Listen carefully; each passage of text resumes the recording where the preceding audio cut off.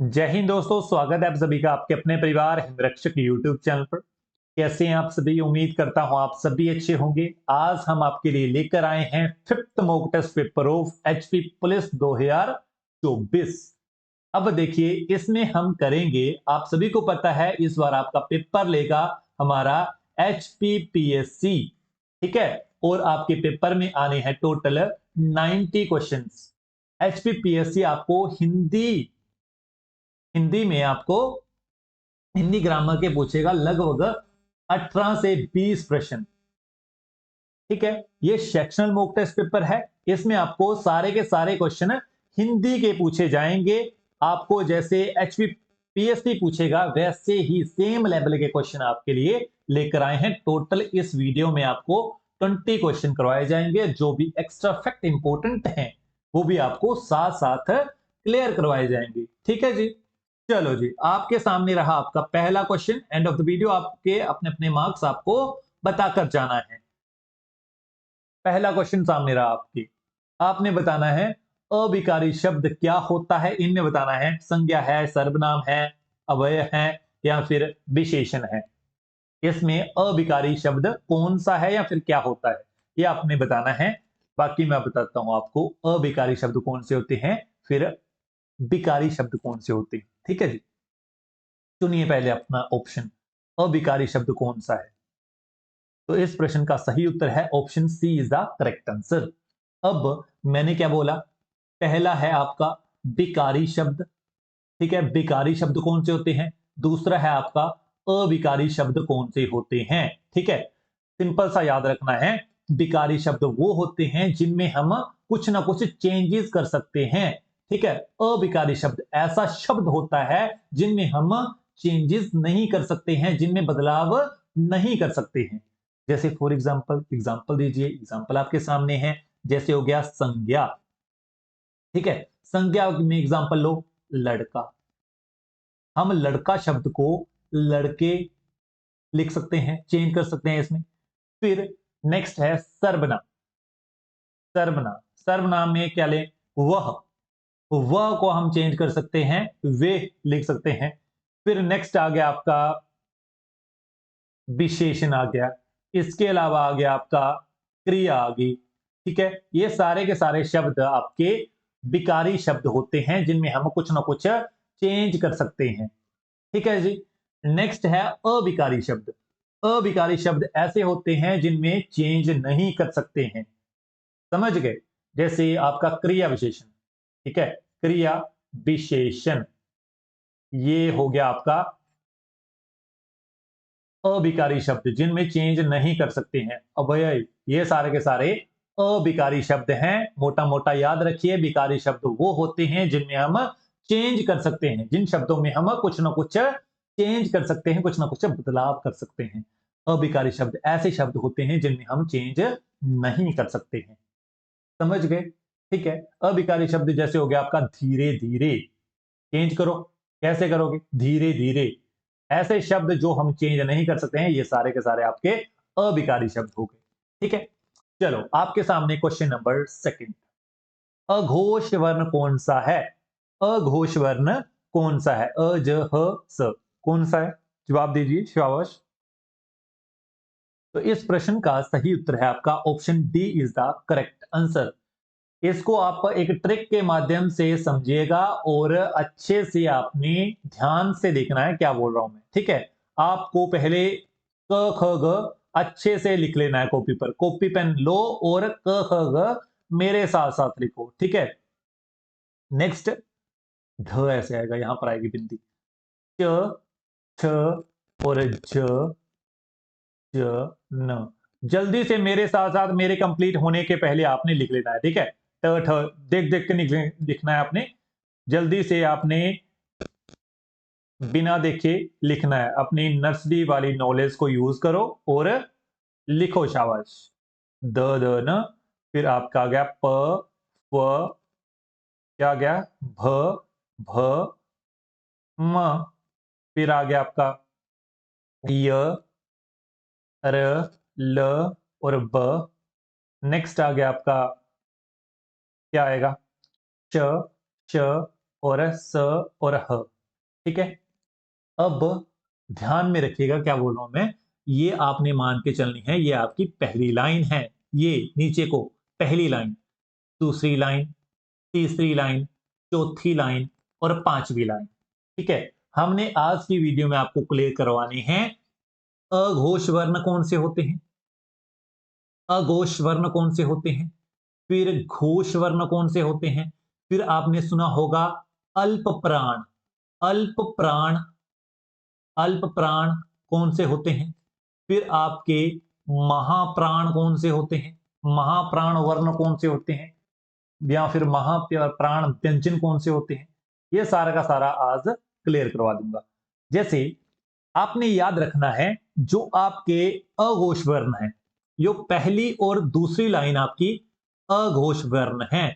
ठीक है, पहली, ये पहली और दूसरी लाइन आपकी अघोष वर्ण है। ठीक है, घोष वर्ण कौन से है, तीसरी, चौथी और पांचवी लाइन आपकी नीचे को, याद रखना है नीचे को। ठीक है, ये सारी की सारी आपकी घोष वर्ण है। ठीक है, समझ गए, आ गया आपको। बड़ा नॉर्मल तरीका है। जैसे आप बोलते हैं ना कि टीचर की आपने सांस लेने या फिर सांस छोड़ने गर्म हवा, वो आपने इतना बंदे को याद नहीं रहता है। यदि आप इस प्रकार से करें तो आपको याद रहेगा और ट्रिक भी है। ठीक है, फिर आपने देखना है, यहां तक बोल रहा हूं मैं। ठीक है, यहां तक अब बात चल रही है, यहां तक, नीचे को दो लाइनों को छोड़ दो आप। फिर अब बात आई अल्प प्राण कौन से होते हैं और महाप्राण कौन से होते हैं। ठीक है, महाप्राण की बात की जाए तो दूसरी और चौथी लाइन, दूसरी और चौथी लाइन आपकी महाप्राण है। जो बच गए पहली, तीसरी और पांचवी लाइन आपकी अल्प प्राण की है। ठीक है, पांच, पांचवी, तीसरी और पहली अल्प प्राण, दूसरी और चौथी महाप्राण। ठीक है, इतनी सी बात हुई क्लियर। अब बात आती है य र ल ब, ये होते हैं आपके अंतस्तेय व्यंजन, अंतस्तेय व्यंजन। फिर आपकी श श वाले, ये हो गए आपके ऊष्म व्यंजन। ठीक है, ये सारे के सारे आपने इस प्रकार से याद रखने हैं। ठीक है, इसमें भी कई बार पूछ लिया जाता है कि य श श त ह, इसमें कौन से आपके जो अघोष है या घोष है। तो याद रखिएगा, श, स और यहां तक ये पहले, पहले तीन आपके हो गए अघोष, अघोष। जो बचा ह, ये आपका घोष है, ये आपका घोष वर्ण है। अब अंतस्तेय व्यंजन में कौन से क्या होंगे, अंतस्तेय व्यंजन सारे के सारे आपके घोष में आते हैं। ठीक है, इस प्रकार से आपने याद रखना है ये सब कुछ। ठीक है, पेपर में क्वेश्चन जरूर आएगा। यदि आपको एचपीपीएससी वर्णों पर क्वेश्चन पूछेगा ना, तो ये वो चार उठाता है सबसे पहले। घोष कौन से होते हैं, अघोष कौन से होते हैं, अल्प प्राण कौन से होते हैं, महाप्राण कौन से होते हैं। ये ट्रिक आपने याद रखनी है। ठीक है, नंबर याद रखिएगा, मैथमेटिक्स ये याद रखिएगा। इस प्रकार से आपको ये वाला भी आना चाहिए, अनार, क से लेकर म ह तक। ठीक है, ये आपको इस प्रकार से याद रखना है। नेक्स्ट प्रश्न है आपका क्वेश्चन नंबर थर्ड, प्रसारण का विलोम शब्द बताना है। सभी को पता है विलोम शब्द क्या होता है, विपरीत अर्थ। ठीक है, विपरीत अर्थ। जैसे हम बोलते हैं दिन, दिन का उल्टा क्या हुआ, रात, ऊपर, नीचे। ठीक है, इसी प्रकार से आपने बताना है प्रसारण का विपरीत अर्थ या फिर विलोम शब्द क्या हुआ। इस प्रश्न का सही उत्तर है option C is the correct answer, अकुंचन। नेक्स्ट, प्रयुक्त समास चयनित कीजिए। अष्टाध्यायी में कौन सा समास है, अष्टाध्यायी, अष्टाध्यायी में कौन सा समास है। तो option B is the correct answer, द्विगु समास है अष्टाध्यायी में। कौन सा, द्विगु समास। नेक्स्ट प्रश्न है, वाक्यांशों के लिए एक शब्द आपने चुनना है। ठीक है, प्रत्युत्पन्नमति, इसमें कौन सा आपका वाक्यांशों के लिए एक शब्द यूज होगा, बताइए शाबाश। Option D is the correct answer. Next है आपका पार्थिव, पार्थिव के लिए कौन सा वाक्यांशों के लिए एक शब्द है, मीन्स इस सेंटेंस, इनमें कौन से सेंटेंस का मतलब पार्थिव है। ठीक है, आप सभी को पता है जिसका संबंध पार्थिव कौन सा होता है, जिसका संबंध आपका पृथ्वी से होता है। तो option D is the correct answer. Next प्रश्न, आपने पर्यायवाची चुनना है। ये शब्द है चिरनंतन, इसमें आपने पर्यायवाची शब्द चुनना है इसका। ठीक है, कौन सा हुआ, कटु, स्मरणीय, शाश्वत या फिर अंतिम। चिरंतन का पर्यायवाची शब्द क्या होगा, कटु, स्मरणीय, शाश्वत या फिर अंतिम। इस प्रश्न का सही उत्तर है option C is the correct answer, शाश्वत। नेक्स्ट, अनल का पर्यायवाची शब्द चुनिए। अनल, अनल का पर्यायवाची शब्द चुनिए। अग्नि, धूमिल, नलकूल, अनिल। देखिए, एक शब्द होता है आपका अनल और एक शब्द होता है अनिल, दोनों में कंफ्यूज नहीं होना है, दोनों की बात की जाएगी। यदि हम अनल की बात करें तो ये होता है आग के लिए यूज।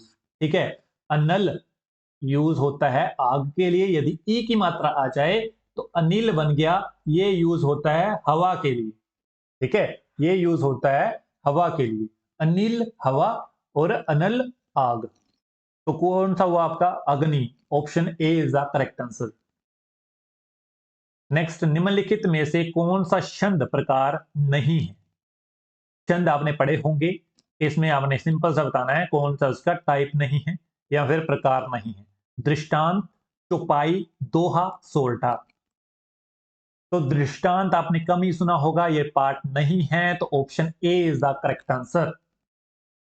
नेक्स्ट, जिस छंद में चार चरण और प्रत्येक चारों चारों में चरणों में 16 मात्राएं होती हैं, यह आपने बताना है वो क्या कहलाता है। समझ आया क्वेश्चन। जिस छंद में चार चरण और प्रत्येक चरण में 16 मात्राएं होती हैं, वह क्या कहलाता है, बताइए। तो option D is the correct answer, वो चौपाई होती है। नेक्स्ट, उदत्त का विलोम शब्द बताइए, वही विपरीत अर्थ बताना है, इंग्लिश में एंटोनियम बताना है उदत्त का। बताइए, शाबाश। उदत्त का option B is the correct answer, beneath. Option B is the correct answer. Next है, किस रस को रसराज कहा जाता है। किस रस को रसराज कहा जाता है, वीर को, हास्य को, श्रृंगार को या फिर शांति रस को रसराज कहा जाता है, बताइए।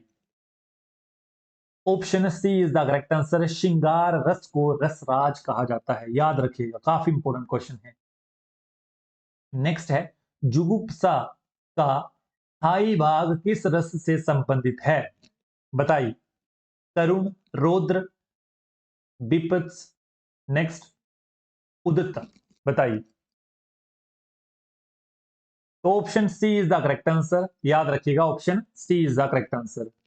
नेक्स्ट है, पथभ्रष्ट में कौन सा समास है। पथभ्रष्ट, पथभ्रष्ट में कौन सा समास है, पथभ्रष्ट, याद रखिएगा, पथभ्रष्ट पूछा है। अभयभाव, द्वंद्व, तत्पुरुष या फिर कर्मधारय, जवाब दीजिए। Option C is the correct answer, पथभ्रष्ट में आपका तत्पुरुष समास होता है। नेक्स्ट, ले चला साथ में तुझे कनक, ज्यों भिक्षु लेकर स्वर्ण जनक। इसमें कौन सा अलंकार है, अलंकार टॉपिक से लिया प्रश्न है, क्योंकि आपका एचपीपीएससी का फेवरेट टॉपिक है ये सारे के सारे अलंकार, छंद, ये सारे के सारे एचपीपीएससी के फेवरेट टॉपिक है। उसी तर्ज पर आपके लिए सेक्शनल मॉक टेस्ट पेपर तैयार किया गया है। बताइए, रूपक, उत्प्रेक्षा या फिर उपमा, श्लेष। Option B is the correct answer. Next है, तीन बैर खाती थी वो तीन बैर खाती थी, रिपीट हो रहा है, तीन बैर खाती थी वो तीन बैर खाती थी, बताइए इसमें कौन सा अलंकार है। अनुप्रास, यमक, श्लेष, श्लेष ऐसे भी लिख सकते हैं, श्लेष या फिर आपका रूपक। बताइए। Option B is the correct answer, यमक। ठीक है, option B is the correct answer. यहां पर बहुत से क्वेश्चन बनेंगे, आपको पता होना चाहिए इन सभी का। जैसे वाक्यों का वर्ण वर्गीकरण मुख्यतः कितने प्रकार से होता है। जितने भी हमारे इंग्लिश और हिंदी में वाक्य होते हैं, उनका वर्गीकरण यदि करना चाहिए तो कितने प्रकार से होता है। Option A is the correct answer. उनका वर्गीकरण होता है दो प्रकार से। कौन कौन से वाक्यों का वर्गीकरण कौन कौन से दो प्रकार से होता है? तो याद रखिएगा, पहला होता है अर्थ की दृष्टि से। ठीक है, अर्थ की दृष्टि से हम इसके पाठ करते हैं, इनका वर्गीकरण करते हैं। ठीक है, अर्थ की दृष्टि से। दूसरा है आपका रचना की दृष्टि से। ठीक है, पहला आ गया आपका अर्थ की दृष्टि से, दूसरा है रचना की दृष्टि से। अर्थ की दृष्टि से कितने टाइप हुए? 8। रचना की दृष्टि से 3। तीन कौन कौन से? 3 हुए आपके। एक होता है आपका सरल वाक्य, दूसरा होता है संयुक्त वाक्य, तीसरा होता है आपका मिश्र वाक्य। ठीक है, यदि 8 देखना चाहें तो पहला होता है विधान, विधानवाचक वाक्य। दूसरा होता है आपका निषेधवाचक वाक्य। ठीक है, चौथा होता है तीसरा होता है आपका आज्ञा आज्ञावाचक, फिर इच्छावाचक, संदेहवाचक, संदेहवाचक। ठीक है, संकेतवाचक। नेक्स्ट होता है आपका प्रश्नवाचक, विस्मयादिवाचक। ये हो गया 8 कि नहीं हुए अभी? 1 2 3 3 4 5 6 7 8। कौन कौन से? विधानवाचक, निषेधवाचक, आज्ञावाचक, इच्छावाचक, संदेहवाचक, संकेतवाचक, प्रश्नवाचक, विस्मयादि वाचक। ये सारे के सारे अर्थ की दृष्टि से 8 टाइप के होते हैं और रचना की दृष्टि से 3 टाइप के होते हैं। कौन कौन से? सरल वाक्य, संयुक्त वाक्य और मिश्र वाक्य। ये सारे के सारे हो गए type.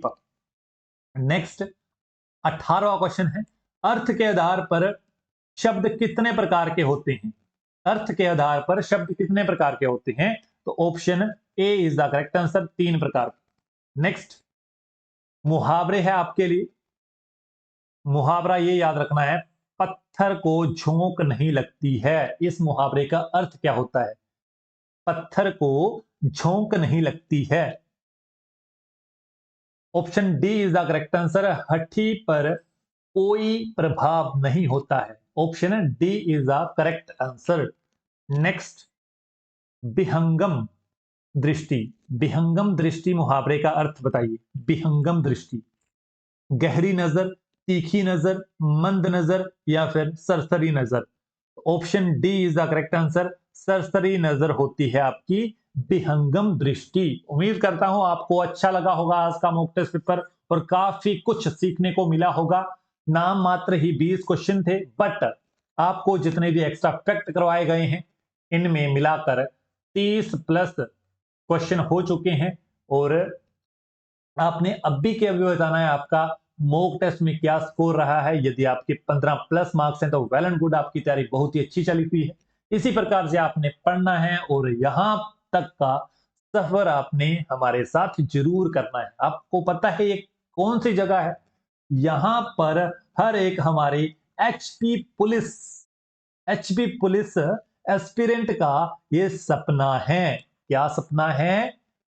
PTC draw. PTC draw, यहां पर हमारे हिमाचल पुलिस की ट्रेनिंग करवाई जाती है आप सभी को। यहां पर आपका सपना है, ठीक है, तो ही आपके लिए ये मॉक टेस्ट पेपर में हमने बैग की तस्वीर लगाई थी। हमें आपको मोटिवेशन करना था, थोड़ी सी मोटिवेट करना था, तो ही आपके लिए ये सारी की सारी कार्रवाई की जाती है। ठीक है जी, मिलते हैं नेक्स्ट वीडियो के साथ। यदि आपको इसके रिगार्डिंग कुछ भी सुजेशन देनी है तो वेलकम आप सभी का। आप कमेंट बॉक्स में हमें सुजेशन दे सकते हैं मॉक टेस्ट के रिगार्डिंग, और अच्छे से कमेंट कीजिए।